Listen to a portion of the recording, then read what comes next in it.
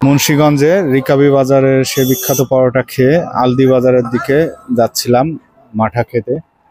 এখানে মদিনা বাজারের ব্রিজের পরে নৈর পুকুর পার ব্রিজ সংলগ্ন এই জায়গাটা দেখে থেমে গেলাম। এখানে হচ্ছে আলু চাষ, সে বিখ্যাত আলু চাষ, আলু লাগানো দেখাবো আপনাদেরকে।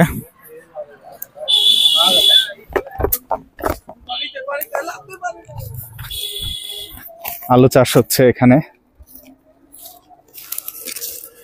এই সেই আলুর ক্ষেত বিস্তীর্ণ এবং এখানে আলু চাষ হচ্ছে। আলু এখন বলতে গেলে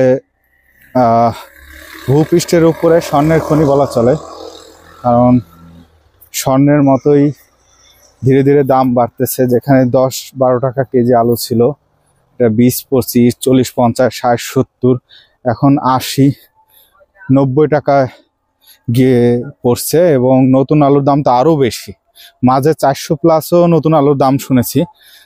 তবে আমি বাজারে 150 বা লাস্ট মনে হয় 130 টাকা কেজি দেখছি। চলুন আপনাদেরকে দেখাই, এই সেই আলু লাগানোর দৃশ্য। আলু চাষ হচ্ছে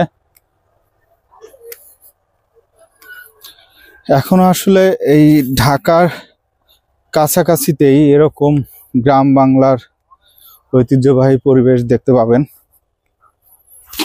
এটা মুন্সিগঞ্জের সে বিখ্যাত আলু লাগানোর দৃশ্য। আলু চাষ হচ্ছে।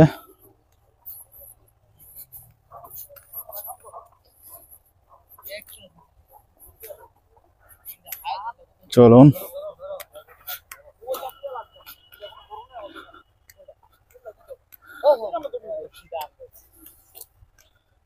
এই কি আলু লাগাচ্ছে না এগুলো ভাই?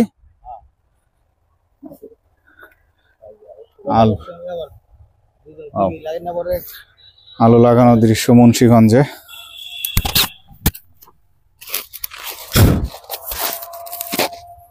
এই এক আঙ্কেল ই টানতেছে, দাঁড় টানতেছে।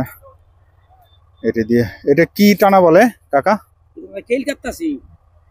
ওই যে আলু লাগানো কেলকাঠি, কেলকাটা।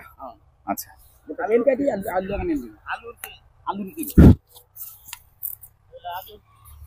আলুর কেলকাটা বলে আর কি আমরা। আলু লাগানোর জন্য আসলে এইটার ওই লাইনকে লাইন যে দাগ করা হয়, এখান দিয়ে আর কি আলু লাগানো হচ্ছে।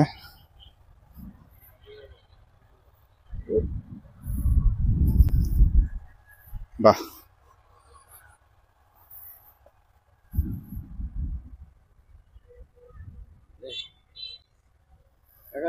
একদম ন্যাচারাল পরিবেশ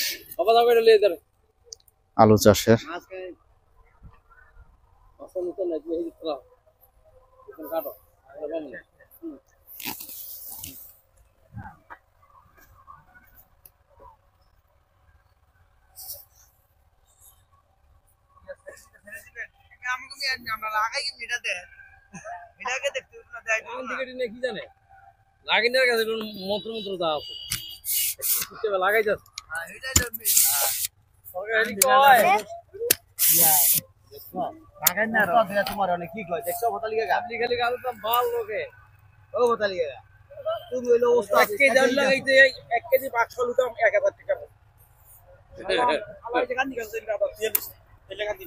আলু লাগানোর সেই দৃশ্য।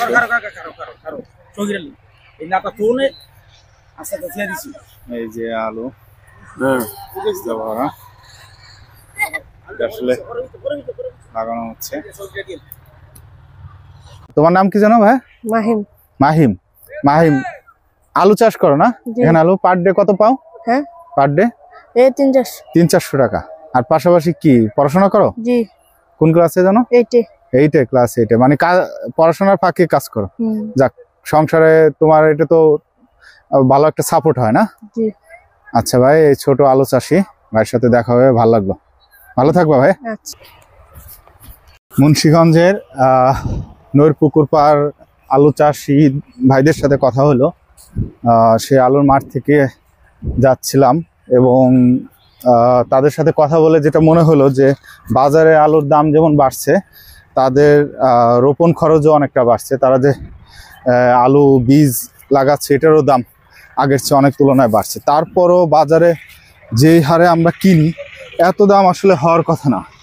এটা আসলে মধ্যমপন্থী যারা ব্যবসায়ী আছে তারাই আসলে সিন্ডিকেট করে দাম বাড়ানো হয়। তো ভালো থাকবেন, দেখা হবে অন্য কোনো ব্লগে।